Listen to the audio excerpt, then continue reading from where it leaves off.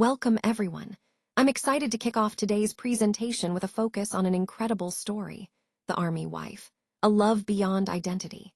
We'll explore the unique experiences, challenges, and the resilience of Army wives who embody love and strength beyond their roles.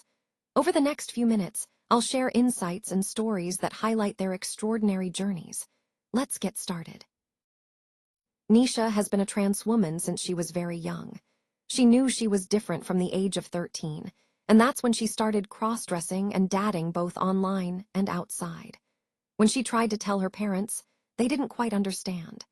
They thought it was just a phase and believed that sending their son Sushant to military school would help him become a man. But by then, Sushant, who now understood she was a girl, still dreamed of serving her country. She was a true patriot at heart and thought that joining the Indian Army might be the way to both fulfill her dream and find her place. However, life took an unexpected turn when Nisha, or Sushant, met cadet Vikram Khanna.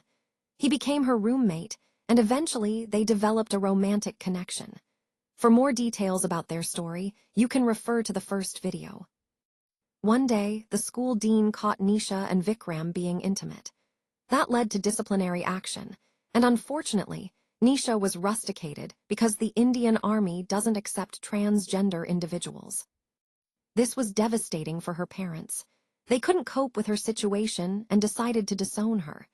They arranged to send her to Sydney, Australia, to start anew, far from their family and the life she knew. The story now shifts to how Nisha's life unfolds in Sydney, her journey as a student, and how she begins to build her life there. As agreed, his parents took admission for him at Sydney University for an MBA. A bank account was opened, money deposited, and all arrangements were made. Everything was perfect. Except for one thing. There was no love left. Sushant had left India. Not as a son, not as a family member, but as someone who had been disowned. He reached Sydney alone. Normally, when someone goes abroad, the first thing they do is call their parents to say, "I have reached safely." But for Sushant, his parents were no longer alive. And that was the same story he decided to tell the world. Whenever someone asked about his family, he would say, "I have no family." And over time, that became his truth. He never shared his phone number, never reached out, never looked back. But there was one name, one face, one memory he couldn't let go of: Vikram. He missed him deeply, painfully. But he knew Vikram had no phone, no way to reach him, no way to reconnect. So he made a decision. To close that chapter, for now. But some chapters, never truly close. With time, reality settled in, and with that came freedom. She decided to start living as a full-time woman named Nisha. She dropped her parents' name and chose a new surname, Joshi. Nisha Joshi was born not by society, not by family, but by her own choice. She made changes in her documents, passport, driving license, everything using her medical reports. Her photo as a woman, her gender female, not transgender. Because she didn't want labels, she didn't want explanations, she just wanted to live as a normal woman, and fortunately, her body supported her truth. So naturally, no one ever doubted her from this point onwards. She will be referred to as a woman Nisha Joshi, no more Sushant. Her journey began anew. She immersed herself in her studies, trying to rebuild and move forward. She took up a part-time job in a fast food restaurant, earning, surviving, standing on her own. She approached the student committee, learning about medical support, insurance, and opportunities. Australia became a blessing in disguise. With time, she progressed further. She started hormone treatment under proper medical guidance. Within a year, everything changed. Her body softened further, her features refined. Her presence was undeniably feminine. She became a complete woman, looking like one, sounding like one, living like one. Only one thing remained: the sex organ. Doctors told her, "That is your choice whenever you want." But she hesitated, not because she didn't want it, but because she was waiting for someone. Vikram. "I belong to him," she whispered one night, lying alone in her room. And so, she waited, even in a new country, even in a new life, even as a new person. Her heart still belonged to the past. Sydney's skyline glimmered in the night, each light reflecting a life Nisha did not belong to, yet one she had chosen. Her apartment was modest but hers. A single bed, a tiny kitchen, a view of the city lights. She unpacked her boxes slowly, each item a fragment of her past life she would never touch again. The first day at university was a storm. Students laughed, professors lectured, life moved forward. And she moved with them, but carefully, cautiously, silently. Her classmates asked questions, some friendly, some intrusive. "Where are you from?" one asked, smiling. "India," she replied simply. Not a word of Sushant, not a hint. She found comfort in small things, coffee in the morning, quiet library corners, streets that didn't know her past. But some nights when the city slept, she heard Vikram's voice in her head. "Are you really happy without me?" Her part-time job at the cafe became her sanctuary, a place where she could find a sense of purpose and routine. Dressed in a crisp uniform, apron tied neatly, she served customers with a smile that hid storms inside. "Hi, Nisha, latte right?" "Yes, coming right up," she replied, her voice warm but careful. Every word she spoke was carefully measured, every smile a shield to hide her inner struggles. And yet, despite being surrounded by people and immersed in her work, loneliness clung to her like a shadow. Even in the midst of activity, she felt hollow inside, longing for something more. One night, after a late shift, she sat on her balcony, looking out over Sydney. The city lights reflected in her eyes, and for the first time she whispered aloud, "I wish he was here." A gentle breeze carried her words into the night, into the city that never sleeps.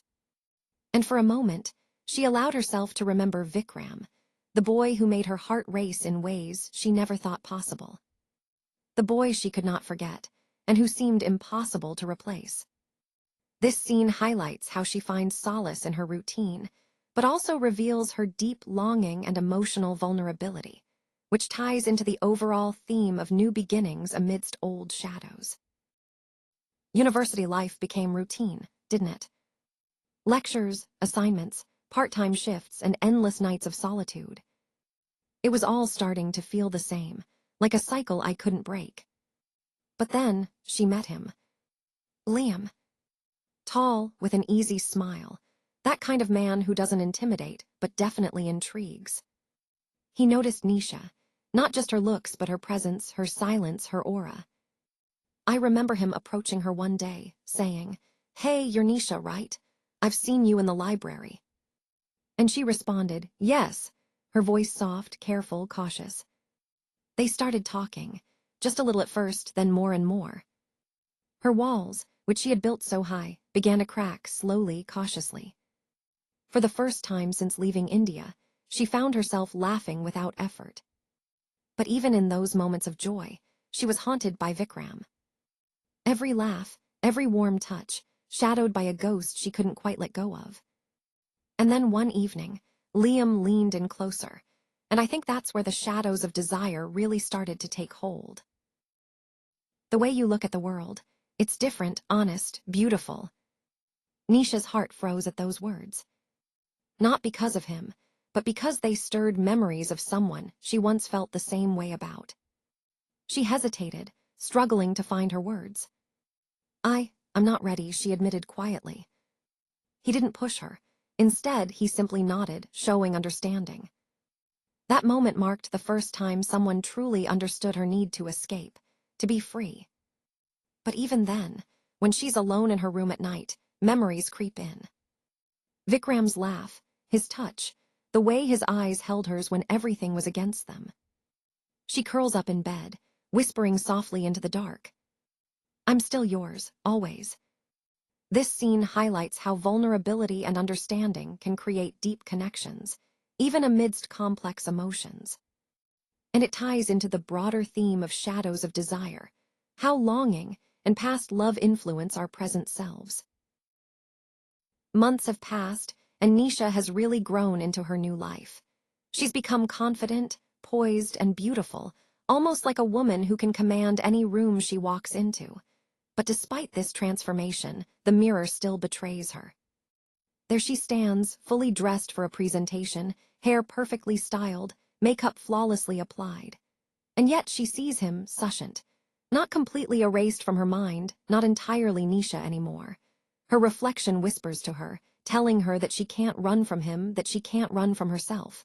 It reminds her that she still belongs to her past, to Vikram. At university, her friends started noticing this change too. Someone even whispered, "She's fearless." But what they didn't see was the storm brewing beneath her calm exterior.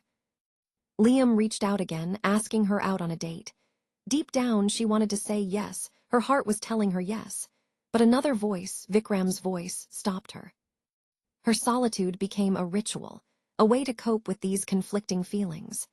And as we see in this chapter, the mirror of truth reveals that no matter how much she transforms outwardly, her inner conflict and past remain a part of her. She studied late, worked hard, slept little, every moment occupied, every feeling contained.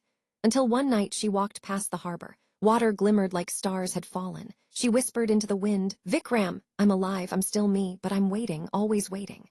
And in that moment, Nisha Joshi became more than a name. She became a promise to herself, a promise to the love she couldn't have, a promise that one day she would find him again. Sydney didn't change Nisha overnight. It was a slow, deliberate process, almost like time itself was working on her. Over time, university no longer felt overwhelming. The same corridors that once made her walk carefully now echoed with quiet confidence. She truly belonged there now. Her name carried weight, Nisha Joshi. It wasn't curiosity or whispers anymore, it was respect. Her body had transformed beautifully over this period. Soft curves defined her silhouette, and her waist, naturally curved, complemented her petite, ladylike figure.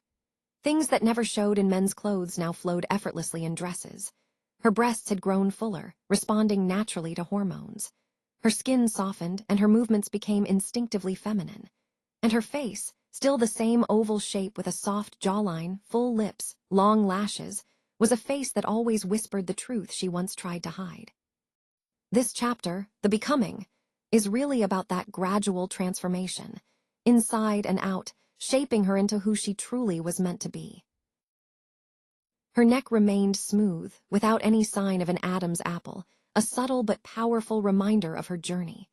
Sometimes she would stare at herself in the mirror, not out of disbelief anymore, but in quiet acceptance of who she was becoming.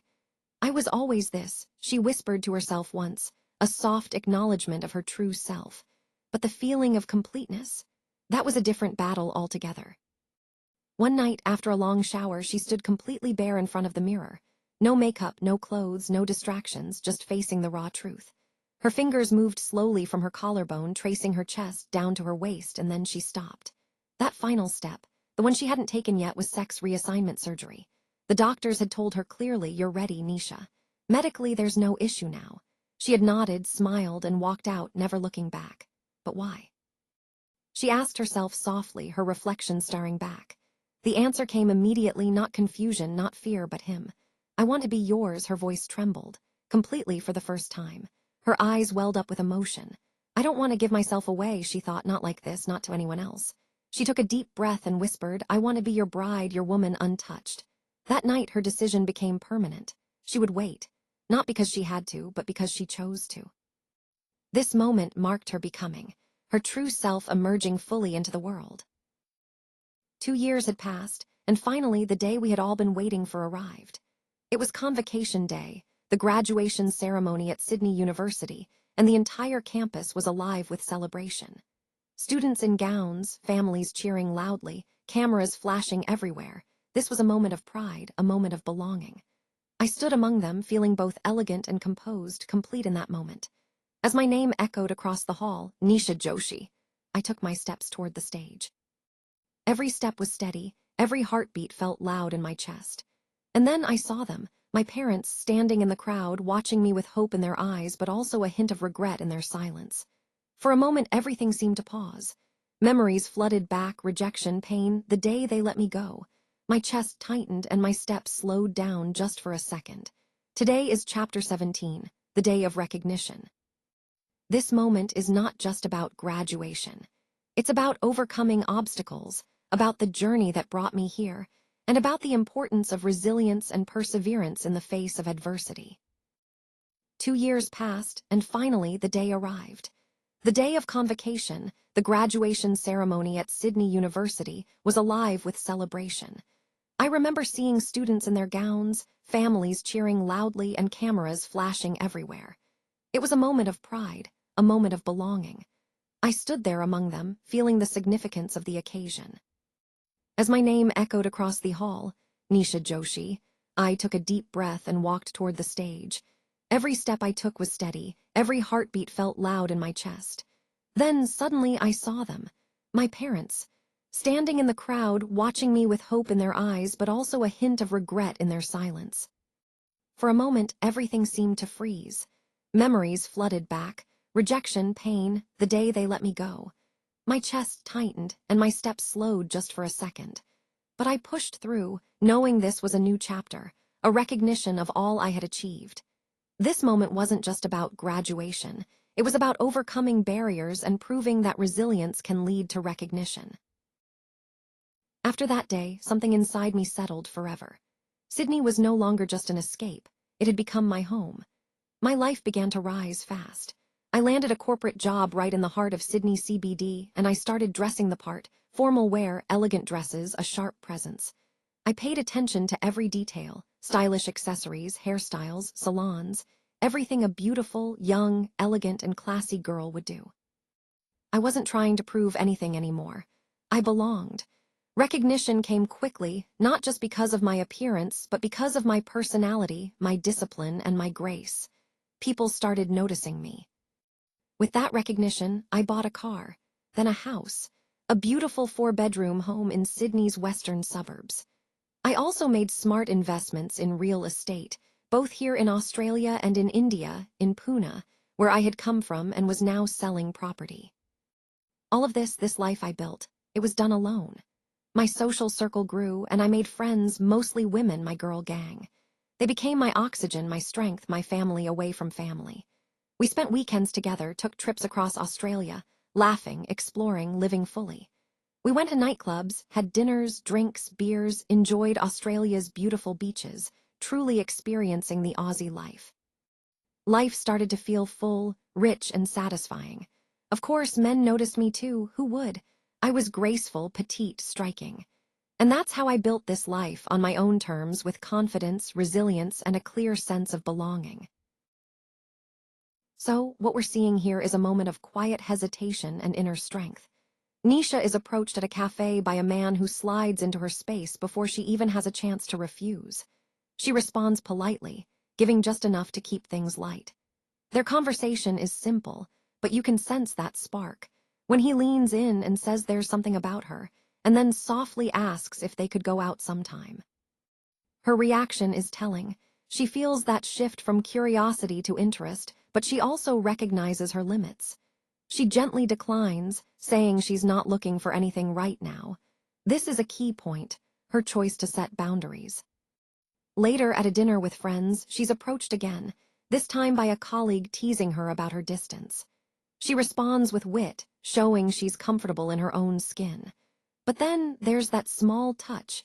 His hand brushes hers, and her heart skips a beat, not because of him, but because she knows where this could lead. And yet she pulls back.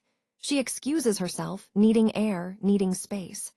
That moment outside, under the cold night sky, she whispers to herself about why she keeps stopping herself. And the reason is clear. Every connection, every possibility seems to circle back to the same place, her restraint. Her late-night chats, her flirtations. Yes, she indulges in them, yet she always pulls away when things get real.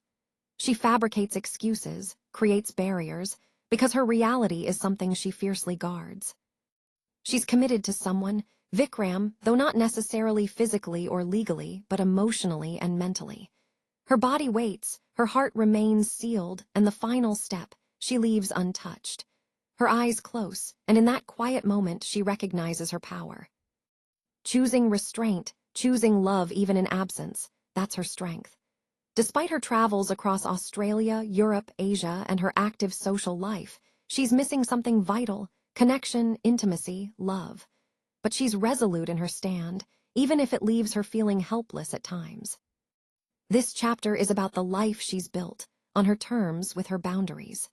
It's about understanding that her power lies in her choices, knowing when to engage, when to hold back, and ultimately to stay true to herself. Nisha participated actively in cultural programs, which sparked her interest in classical Bharatanatyam dance. She found a mentor and a group of girls who shared her passion for dance. For her, dance became a vital outlet, a way to release stress and frustration from her life. It was her escape, her sanctuary. She had completely broken away from her parents and her previous life. They no longer held any connection for her. She was indifferent to what was happening in their lives, feeling as if they were truly gone for her. Over time, her efforts paid off, and she obtained permanent residency and citizenship in Australia, marking a new chapter.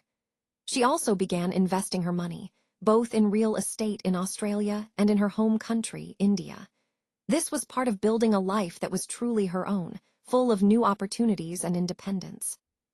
This chapter is really about the life she built, her resilience, her choices, and her journey toward creating a new sense of home and stability. Nisha built her life in Sydney all alone, facing many difficulties and going against all odds. Despite these challenges, she became a very strong, elegant, and classy woman, carrying herself with dignity. She completed her studies, secured a corporate job, formed meaningful relationships, and even made money and investments, all without any family or friends' support. She traveled extensively and followed her passions, truly living life on her own terms. But what's truly remarkable is that she remained a virgin, which is very, very difficult for a woman of her age. She chose to do this for Vikram, holding on to the hope that he would return one day and they could be together. So, what do you think? Will she meet Vikram again and be with him forever? Please share your thoughts, and keep watching this space for the next part of Nisha's story. Now what's next?